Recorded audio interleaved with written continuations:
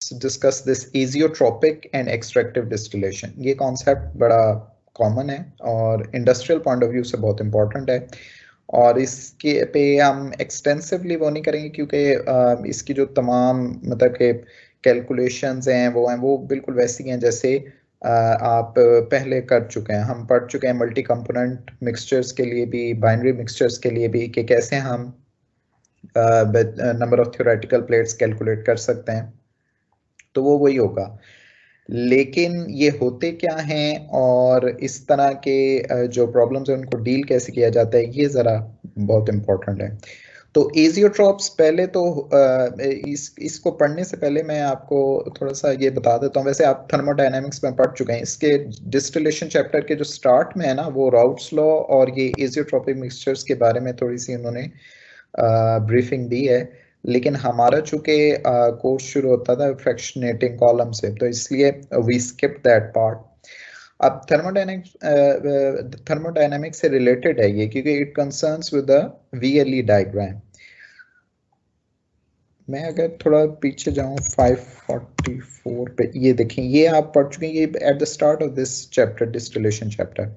अच्छा, अब जो मिक्सचर्स जो हैं बाइनरी मिक्सचर्स, वो इजीली सेपरेट हो सकते हैं by distillation, by the difference in boiling points. उनकी इस तरह की कर्व होती है, ठीक है, उनका इस तरह का इक्विलिब्रियम कर्व होती है। जैसे कि कॉमन एग्जांपल है बेंजीन और टोलिन की। बेंजीन और टोलिन को आप 100% सेपरेट कर सकते हैं with help of distillation, whether you employ continuous distillation or batch distillation, and it will fetch you a curve like this, जहां पर आपके पास ये on the x axis we have x, यानी कि mole fraction of more volatile component in the liquid phase, and on y axis we have y, mole fraction of more volatile component in the vapor phase.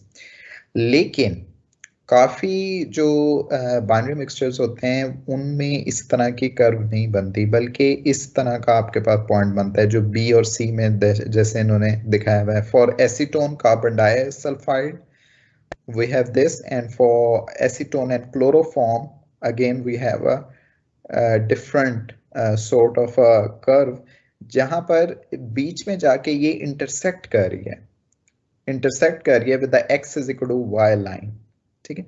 तो इस तरह का जो होता है ना मिक्सचर, उससे पता चल जाता है कि दे फॉर्म ए एजियोट्रोप, इसको कहते हैं एजियोट्रोप बन जाना। यहाँ पे भी आप देख सकते हैं इसी तरह टेम्परेचर के साथ, अगर टेम्परेचर कंपोजिशन कर्व ये दी हुई है कि on the y axis we have the temperatures.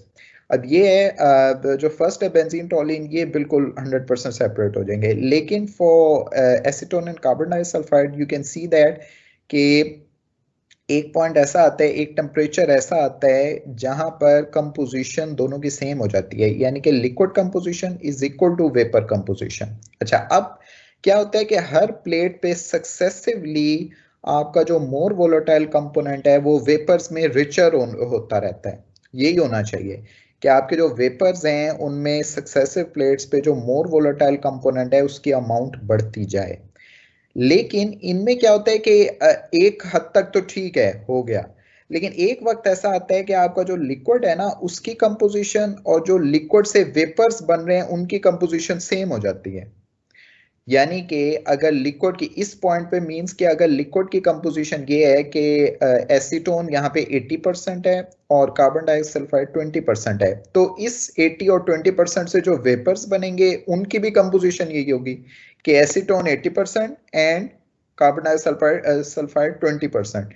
तो यहाँ पर आपका एक तरह से ना पॉइंट खत्म हो जाता है, यानी कि डिस्टिलेशन आगे, सिंपल डिस्टिलेशन इसको सेपरेट ही नहीं कर सकती। ये एक ऐसा पॉइंट आ गया है जहां पर आगे सेपरेशन इज नॉट पॉसिबल, ठीक है, by means of simple distillation. तो ये एक बड़ी कॉमन प्रॉब्लम है जो कि बहुत से बड़े इंपॉर्टेंट बाइनरी मिक्सचर्स के साथ प्रोसेस इंडस्ट्री में होती है कि एक वक्त के बाद आपके पास कह सकते हैं डेड एंड आ जाता है कि सिंपल डिस्टिलेशन से उनकी सेपरेशन नहीं हो सकती। यही dead end, now we go back, यही डेड एंड जो है बहुत से बड़े इंपॉर्टेंट मिक्सचर्स हैं, जैसे वाटर नाइट्रिक एसिड, ये भी एजोट्रोप बन जाता है, water hydrochloric acid, and water और अल्कोहल। अच्छा, वाटर और अल्कोहल की बड़ी कॉमन एग्जांपल है एथनॉल और वाटर, जो कि हम अपनी लैब में भी करते हैं। तो वाटर और एथनॉल का एजियोट्रॉप कब बनता है? Until it reaches 96% biomass. यानी कि जब एथनॉल और water, ethanol boiling point is 78 degree centigrade, water का बॉइलिंग पॉइंट है 100 डिग्री सेंटीग्रेड। ये कॉमन डिस्टिलेशन से सेपरेट होते रहते हैं, लेकिन जब 96% मैस हो जाता है एथनॉल का और 4% वाटर, ये जो मिक्सचर है ना, binary mixture having 96% ethanol and 4% water, ये एजियोट्रॉप बन जाता है। एजियोट्रॉप बन जाता है, इसका मतलब क्या है कि ये जब वेपराइज होगा तो उसमें भी 96% एथनॉल होगा बायोमास एंड 4% वाटर होगा। बाय मोल्स हम इसको अगर कन्वर्ट करें तो वो बन जाता है 89% एथनॉल एंड 11% वाटर। यानी कि 96% बायोमास एंड 89% बाय मोल। ये जो एथनॉल है वो यहां तक सेपरेट हो सकता है, then it becomes an azeotrope. अब फिर हमें कोई और तरीका अपनाना पड़ता है इसको सेपरेट करने के लिए। So when the composition of the vapour equals to that of the liquid and no further enrichment occurs, 96 के बाद 97 98 होगा ही नहीं, वो एजियोट्रॉप बन गया है, वेपर की कंपोजिशन भी सेम होगी, राइट।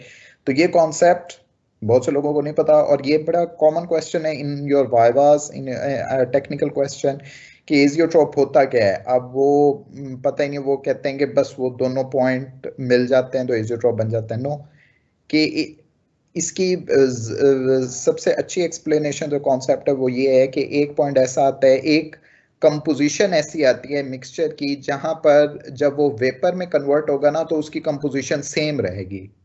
हमारा जो डिस्टिलेशन का पर्पस है वो क्या है कि सक्सेसिव प्लेट्स पे जैसे जैसे ऊपर जा रहे हैं, वेपर ज़ाहिर है ऊपर जा रहा है, तो वो मोर वोलेटाइल कंपोनेंट में रिचर होता जाए अनटिल कंप्लीट सेपरेशन हो जाए, लेकिन ऐसा नहीं होता। तो वो जो है जब ये हो जाए कि vapour composition becomes equal to liquid composition of the mixture, then we say that an azeotrope has been formed. अच्छा, अब इनको जाहिर है ये बहुत से हैं तो इनको सेपरेट करना बड़ा मसला है, तो फिर क्या करते हैं हम? अच्छा, इसमें फिर टू इनकी टाइप्स होती हैं कॉमन। एक होता है मिनिमम बॉइलिंग पॉइंट एजियोट्रॉप और एक होता है maximum boiling point azeotrope. Minimum boiling point azeotrope means कि आपका जो एजियोट्रॉप बन रहा है ना वो मिनिमम टेम्परेचर पे बन रहा है। जैसे कि यहाँ पे देखा जा सकता है कि एथेनॉल और वाटर इसकी प्राइम एग्जांपल है कि एथेनॉल का बॉइलिंग पॉइंट 78 डिग्री सेंटीग्रेड होता है, वाटर का 100 होता है। इनका एजियोट्रॉप 78.3 डिग्री सेंटीग्रेड पे बन जाता है, यानी कि बहुत कम टेम्परेचर पे। तो इसको इसीलिए कहते हैं minimum boiling point azeotrope. Similarly maximum boiling point azeotrope की एग्जांपल और फिगर आप यहाँ पे देख सकते हैं। इसमें क्या होता है कि जो एजियोट्रॉप बनता है वो at a temperature greater than the boiling point of both the liquids. किसी का अगर लेट से बॉइलिंग पॉइंट है 90, दूसरे का है 110, तो इनका जो एजियोट्रॉप बनेगा वो बनेगा शायद 115 डिग्री सेंटीग्रेड पे, तो उसको कहते हैं maximum boiling point azeotrope, right. अच्छा, अब इनको सेपरेट करने के लिए क्या करें?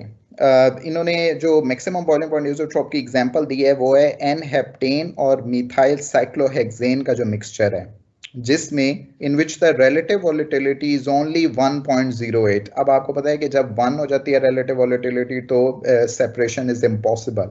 1.08 पे हम कह सकते हैं कि लार्ज नंबर यानी कि infinite number of plates will be required to achieve separation. हम कह सकते हैं कि इट्स ऑलमोस्ट एन एजियोट्रॉप ना, कि अब सेपरेशन नहीं हो रही, इतनी कम नेग्लिजिबल कंपोजिशन में चेंज आ रही है कि इट्स हार्डली नोटिसेबल, और हमें कोई और तरीका अपनाना पड़ेगा इन दोनों को सेपरेट करने के लिए। अच्छा, अब the principle of azeotropic and of extractive distillation lies in the addition of a new substance to the mixture so as to increase the relative volatility of the two key components. Key components हमारे वही होंगे।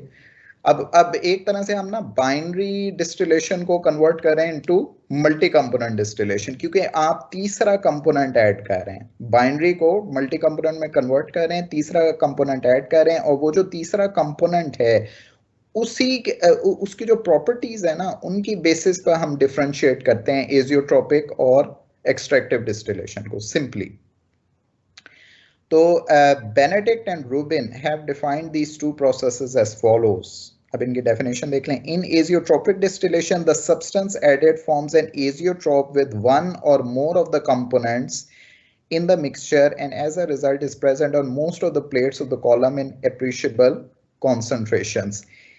दोनों में से एक, जैसे ethanol और water के साथ लेट्स से बेंजीन ऐड कर दिया, benzene will form an azeotrope with either ethanol और वाटर, और उसकी क्वांटिटी वो ज्यादातर आपकी प्लेट्स पे रहेगा। होता क्या है कि विद द एडिशन ऑफ इसको कहते हैं जो थर्ड कंपोनेंट है उसको सॉल्वेंट या इंट्रेनर कहते हैं।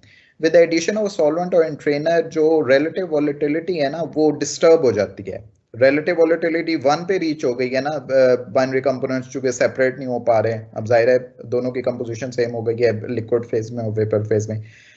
जो थर्ड कंपोनेंट ऐड करने से करता है ना वो it will disturb the relative volatility, जिससे ये होगा कि अब क्योंकि हम पढ़ चुके हैं कि मल्टी कंपोनेंट में रिलेटिव वोलेटिलिटीज हम एक को बना लेते थे रेफरेंस और बाकियों की रिलेटिव वोलेटिलिटी उसके रेफरेंस के तौर पर लेते थे। तो ये डिस्टर्ब करके इस काबिल बना देता है सारा जो सेपरेशन है उसको इस काबिल बना देता है कि अब आपका जो मेन कंपोनेंट है ना, जैसे एथेनॉल और वाटर की एग्जांपल में मोर वोलेटाइल कंपोनेंट एथेनॉल है, वो अब इजीली सेपरेट हो सके। तो and the result is present and as a result is present on most of the plates of the column. With extractive distillation the substance added is relatively non-volatile compared with the components to be separated.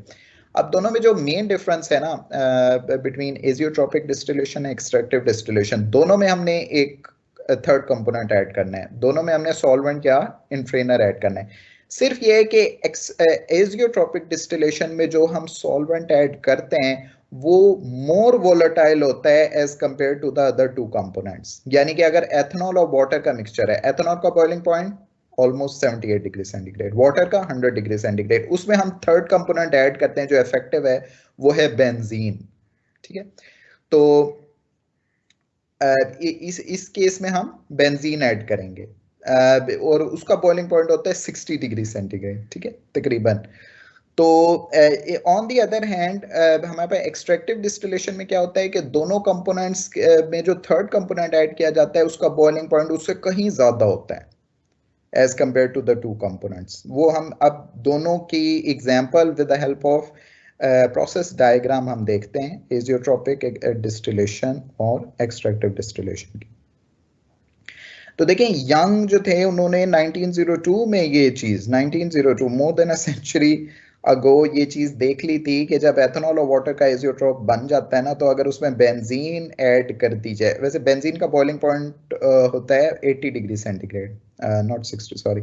अच्छा, तो क्या होता है कि अब azeotrope का boiling point क्या होता है, यानी कि एजियोट्रोप बनता है 351.3 केल्विन पे, यानी कि 78.3 डिग्री सेंटीग्रेड पे। लेकिन जब बेंजीन ऐड कर दी जाए ना तो मिक्सचर का बॉइलिंग पॉइंट हो जाता है 338 केल्विन, यानी कि 65 डिग्री सेंटीग्रेड। यानी कि बेंजीन की एडिशन से जो मिक्सचर का बॉइलिंग पॉइंट है वो हो गया 65 degree centigrade, much less than the boiling point of the binary mixture of ethanol and water.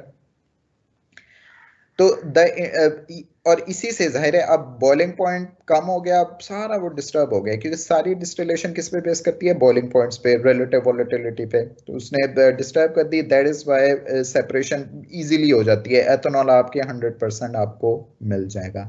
So the industrial production of ethanol from the azeotrope using this principle has been described by Guinart and Clark। और general arrangement ये देखें, ये आपको show किया हुआ है। अब azeotrope कब बनता है, जब 89 मोल % एथेनॉल हो और 11 मोल % वाटर हो। ये जा रहा है फर्स्ट कॉलम में और इस फर्स्ट कॉलम में ये एजियोट्रोपिक डिस्टिलेशन हो गई है, यानी कि आपके पास प्योर एथेनॉल बॉटम प्रोडक्ट में निकल आता है। ठीक है, बाकी चीजें आप देख सकते हैं कि इसमें गई, ये देखें रिफ्लक्स आ रहा है, रिफ्लक्स आ रहा है फ्रॉम द डिकेंटर, तो उसमें 20% एथेनॉल है, 72% बेंजीन है और 8% वाटर है, यानी कि बेंजीन रिच ये स्ट्रीम है। तो ये ऊपर से इसमें फीड हो रही है, ये फीड आ रही है in the middle of this column. तो ज्यादातर जो हमारे पास होगी प्लेट्स पे, वो क्या होगा, बेंजीन होगा। और इससे चूंकि बॉइलिंग पॉइंट डिफरेंट हो जाता है, रिलेटिव वोलेटिलिटी डिफरेंट हो जाती है, तो इसलिए आपके पास प्योर एथेनॉल नीचे से रिकवर हो जाएगा। बाकी ये जो दोनों कॉलम्स है ना, वो लगे हुए हैं बेंजीन रिकवरी के लिए और वाटर रिमूवल के लिए। तो आप देख सकते हैं नेक्स्ट में डिकेंटर के जो टॉप है, टॉप फेज है, वो तो हमने रिफ्लक्स कर दिया, और जो बॉटम फेज है जिसमें 35% एथेनॉल है, 6% बेंजीन और 59% वाटर है, वो चला जाता है नेक्स्ट कॉलम में। नेक्स्ट कॉलम से एक निकलता है टॉप प्रोडक्ट और एक होता है बॉटम। बॉटम जो होता है ना, उसमें 49% एथेनॉल और 51% वाटर है, यानी कि बॉटम में there is no benzene, right. Top product में सारी बेंजीन है, जो कि 24, 54 एंड 22 जैसे कि डिस्क्राइब है, वो जाती है वापस एजियोट्रोपिक डिस्टिलेशन कॉलम में। अब ये जो है 49% और 51% वाटर और एथेनॉल का मिक्सचर, ये चला जाता है तीसरे कॉलम में। यहां से हमने एथेनॉल नहीं चाहिए, एथेनॉल हमें मिल चुका है, तो यहाँ पे हमने वाटर को रिमूव करना है। वाटर को हम यहाँ पे देंगे, वाटर सारा निकाल लेंगे, रिमूव हो जाएगा। और जो आपके पास 89% एथेनॉल और 11% वाटर है, यानी कि जो एजियोट्रोपिक मिक्सचर बनता है, वो वापस चला जाएगा फीड के साथ। फीड भी आपने यही दी है, और जो एजियोट्रोपिक मिक्सचर यहाँ पे बन रहा है, क्योंकि यहाँ पे कोई बेंजीन नहीं है, तो अगेन एजियोट्रोपिक मिक्सचर बन जाएगा, और जो टॉप प्रोडक्ट बन रहा है वो वापस जा रहा है, फीड के साथ मिल रहा है, और वाटर नीचे से आपके पास प्योर कलेक्ट हो रही है। तो ये वाटर रिमूवल है third column. Second benzene recovery का कॉलम है, बेंजीन रिकवर होके एज ए रिफ्लक्स और जो टॉप प्रोडक्ट है उसमें जा रही है। और एथेनॉल हमें जो प्योर है ना, जो मेन पर्पस है, वो हमें फर्स्ट कॉलम से मिल रहा है, एजियोट्रोपिक डिस्टिलेशन कॉलम कह सकते हैं इसको। इन्होंने यही एक्सप्लेन किया है कि starting with the mixture containing a lower proportion of ethanol, it is not possible to obtain a product richer in ethanol then this by normal binary distillation. Normal नहीं है तो हमने नॉन पोलर बेंजीन को डाल दी है। अब आपको पता है पोलर और नॉन पोलर में क्या होता है। पोलर वो होते हैं जिसमें there is highly positive molecule on one side, positively charged molecule on one side, and negatively charged molecule on the other side, like water. Water has hydrogen and oxygen, but benzene has only carbon and hydrogen, so it is highly non-polar. तो non-polar benzene को डालेंगे water में, which is a highly polar molecule। और ethanol में क्या होता है, C2H5OH, उसमें ये है कि कार्बन है, हाइड्रोजन है, ऑक्सीजन भी है, so it is more polar than benzene but less polar than water. Okay, pure ethanol product में B obtained.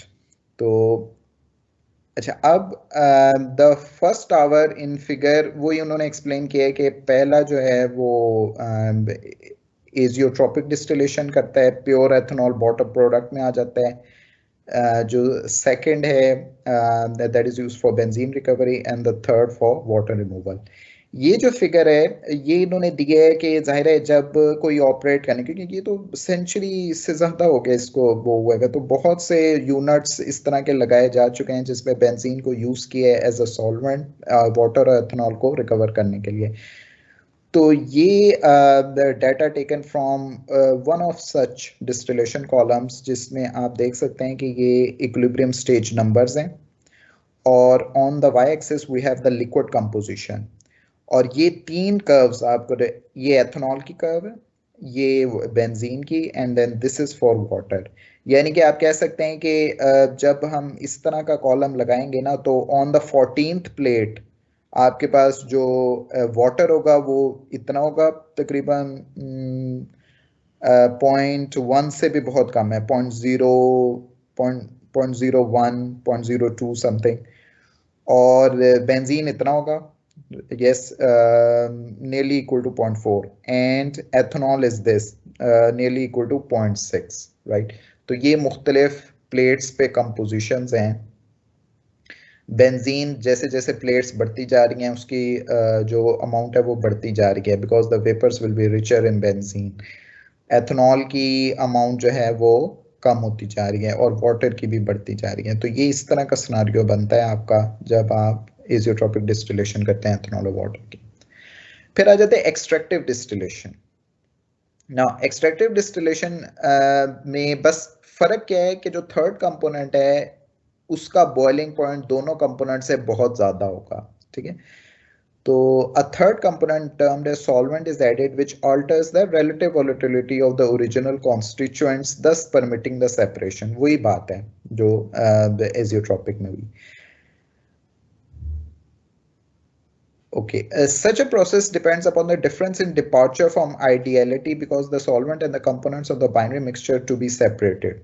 Right. In the following example, both toluene. अच्छा, अब इन्होंने एग्जांपल क्या दिया इसमें कि टोलिन और किसी भी पैराफिन हाइड्रोकार्बन की, एंड उसमें से इन्होंने एग्जांपल लिया आइसोऑक्टेन की. टोलिन और आइसोऑक्टेन का एक मिक्सचर है, उसको सेपरेट करना है क्योंकि वो एजियोट्रॉप बन जाता है. तो उसको सेपरेट करने के लिए हमने फिनॉल को डाला है. अब देखें, an example of extractive distillation given by is the separation of toluene जिसका boiling point है 384 केल्विन यानी कि 111 degree centigrade from paraffin hydrocarbon जैसे आइसोऑक्टेन, और आइसोऑक्टेन का बॉइलिंग पॉइंट क्या होता है 372.5, यानी कि दोनों का बॉइलिंग पॉइंट का डिफरेंस इतना ज्यादा नहीं है. That is why they form an azeotrope. इसका 111 डिग्री सेंटीग्रेड है तकरीबन टोलिन का, और आइसोऑक्टेन का तकरीबन 99.5 डिग्री सेंटीग्रेड है. अब इनको सेपरेट करने के लिए हमने जो तीसरा कंपोनेंट डाला है ना using extractive distillation, that is phenol, जिसका बॉइलिंग पॉइंट है 454.6 केल्विन यानी कि nearly equal to 181 degree centigrade. तो ये इसका बॉइलिंग पॉइंट इन दोनों से कहीं ज्यादा है. तो very low volatile component is added as the third as a solvent or entrainer. So in the presence of phenol, however, the relative volatility of the isooctane increases so that with as much as 83 mole % phenol in the liquid, the separation from toluene is relatively easy. और ये इन्होंने show कर दिया है कि यहाँ पर कि फिनॉल और टोलिन, जो टोलिन है उसकी सेपरेशन कैसे आसान हो सकती है. देखिए आप यहाँ पे देख सकते हैं फीड हमने दी है और टोलिन और आइसोऑक्टेन का मिक्सचर, और फिनॉल आ रहा है from the second component as a reflux. इन दोनों में जब मतलब इन तीनों कंपोनेंट्स का मिक्सचर यहाँ पे बना है तो आपके पास ऊपर से आइसोऑक्टेन की, चूंकि उन्होंने खुद कहा है कि आइसोऑक्टेन की रिलेटिव वोलेटिलिटी बढ़ जाती है तो प्योर आइसोऑक्टेन हमारे पास टॉप प्रोडक्ट में आ सकता है. बॉटम प्रोडक्ट में we will have a mixture of phenol and toluene जिसमें 83% फिनॉल होगा और बाकी जो 70% है टोलिन. सो फिनॉल और टोलिन का जो मिक्सचर है अब वो दूसरे कॉलम में चला गया है, ठीक है. वहां से बॉटम में आपके पास प्योर फिनॉल निकल आती है और टॉप प्रोडक्ट में प्योर टोलिन. तो इस तरह आपने दो कॉलम्स लगा के तीनों कंपोनेंट को टोटल सेपरेट कर लिए. तो यही हमारे पास इन्होंने एक्सप्लेन किया हुआ है कि किस तरह होता है. नाउ यहाँ से ये जो पैराग्राफ शुरू होता है कि सॉल्वेंट आपने जो सिलेक्ट करना है ना उनकी क्या क्या क्वालिटीज होनी चाहिए. अब ये इस तरह की चीज आप बार बार पढ़ चुके हैं लिक्विड एक्सट्रैक्शन में भी. लिक्विड एक्सट्रैक्शन में भी यही करते थे, बस यहाँ पे ये है कि यहाँ पे अब आपने देखना है कि because you are going to separate the components on the basis of difference in boiling points. Distillation is different from liquid extraction. उसका तो मकसद ही ये होता था कि कोई ऐसा सॉल्वेंट डालना है जो हम देखते थे मेन चीज होती थी मिसिबिलिटी एंड इमिसिबिलिटी, राइट. यहाँ पर हमारे पास जो मेन जो पर्पस है, जो मेन प्रॉपर्टी है वो है boiling points and relative volatility. उनको मद्देनजर रखना है. तो प्रॉपर्टीज क्या होनी चाहिए, कुछ तो कॉमन होती हैं, कॉस्ट वगैरह. So the solvent to be used is selected on the basis of selectivity, volatility, ease of separation from the top and bottom products and the cost. तो selectivity, volatility, ease of separation, ये वही चीजें कि इनकी जो knowledge है वो आपको तभी मिलेगी जैसे अब एथेनॉल और वाटर में कुछ तो प्रैक्टिकली ही पता चलता है आपको. आप जाहिर है कि हिट एंड ट्रायल है. जैसे उन्होंने देखा जो जिनकी एग्जांपल लिखी थी 1902 के अगर बेंजीन डाल दो तो आप सेपरेट कर सकते हो. लेकिन अब हाँ थोड़ी सी आपको लिटरेचर से उनकी प्रॉपर्टी से मिल जाता है, आइडिया हो जाता है कि आपने जाहिर है अगर एक्सट्रैक्टिव डिस्टिलेशन एम्प्लॉय करनी है then you will choose a solvent having a much higher boiling point as compare to the other two components which are to be separated. Number one ये पता चल गया, कॉस्ट तो आप देख सकते हैं। दूसरा कि रिलेटिव वॉलेटिलिटी, अब उनकी चूंकि ये मैथमेटिकल फार्मूलेशन है रिलेटिव वॉलेटिलिटी की, तो वो आप देख सकते हैं कि इसको ऐड करने से क्या होगा, यानी कि मल्टी कंपोनेंट जब आप बना रहे हैं तो वो आप देख चुके हैं कैलकुलेशंस, उनसे फिर आपके मिक्सचर पे क्या असर पड़ जाएगा, क्या आपकी रिलेटिव वॉलेटिलिटी इतनी डिस्टर्ब होती है कि सेपरेशन आसान हो जाए। Now the selectivity is most easily accessed is most easily assessed by determining the effects on the relative volatility of the two key components or addition of the solvent. यही के एक addition करने से relative volatility पे क्या असर पड़ेगा। The more volatile the solvent, the greater the percentage of solvent in the vapor and the poorer the separation for a given heat consumption in the boiler. और ये आगे हम देखेंगे कि इसीलिए जो एक्सट्रैक्टिव डिस्टिलेशन है उसको प्रेफर किया जाता है, क्योंकि जो एजियोट्रॉपिक डिस्टिलेशन तो सिर्फ तब हम करते हैं जब एक्सट्रैक्टिव का किसी कंपोनेंट के लिए वो ना हो। अगर आपके पूरा आपने चूंकि करना है ना इकोनॉमिक एवेल्युएशन करनी है, अगर आपको सारा वो करते हुए इतना कोई एक्सट्रैक्टिव डिस्टिलेशन में बहुत एक्सपेंसिव सॉल्वेंट पड़ रहा हो या कोई आपको नजर ही ना आ रहा हो कोई ऐसा सॉल्वेंट जिससे एक्सट्रैक्टिव डिस्टिलेशन पॉसिबल हो सके, तो फिर आप एजियोट्रॉपिक डिस्टिलेशन पे जाते हैं, बिकॉज उसमें हीट कंजम्पशन ज्यादा है, उसमें सेपरेशन इतनी आसान नहीं होती, आपको डायग्राम से भी पता चल रहा था। तो extractive distillation should be your first choice, preferred choice. लेकिन अगर आप तमाम कैलकुलेशंस करते हैं, इकोनॉमिक एवेल्युएशन करते हैं, उससे अगर आपके पास होता है कि यार मेरे पास जो कंपोनेंट है सॉल्वेंट है फॉर एक्सट्रैक्टिव डिस्टिलेशन, उसको एम्प्लॉय करते हुए एजियोट्रॉपिक डिस्टिलेशन के लिए अगर मैं वो कंपोनेंट यूज करता हूँ, कोई और कंपोनेंट जो यूज कर रहा हूँ वो ज्यादा मुझे फिजिबल पड़ी, इकोनॉमिकली फिजिबल, तो फिर आप एजियोट्रॉपिक पे जाते हैं। It is important to note that the solvent must not form an azeotrope with any of the components. Some of the problems of selecting the solvent are discussed by, अब इन्होंने इनका reference दिया है कि इन्होंने काफी इस पे काम किया हुआ है।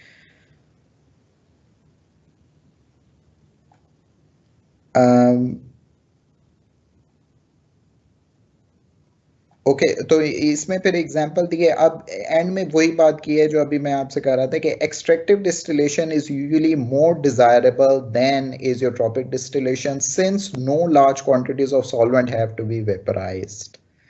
जाहिर है आपके पास एजियोट्रॉपिक डिस्टिलेशन में जो थर्ड कंपोनेंट होगा उसका बॉइलिंग पॉइंट कम होता है, तो वो बहुत ज्यादा आपका टॉप प्रोडक्ट में निकलेगा और उसके लिए आपको एक एडिशनल कॉलम भी लगाना पड़ेगा उसकी रिकवरी के लिए। तो बेहतर ये है कि आप एक्सट्रैक्टिव डिस्टिलेशन को करें, and only if you are not finding a cost effective solvent for extractive distillation तो फिर आप जाएंगे एजियोट्रॉपिक की तरफ। In addition, a greater choice of added component is possible since the process is not dependent upon the accident of azeotropic formation, azeotrope formation.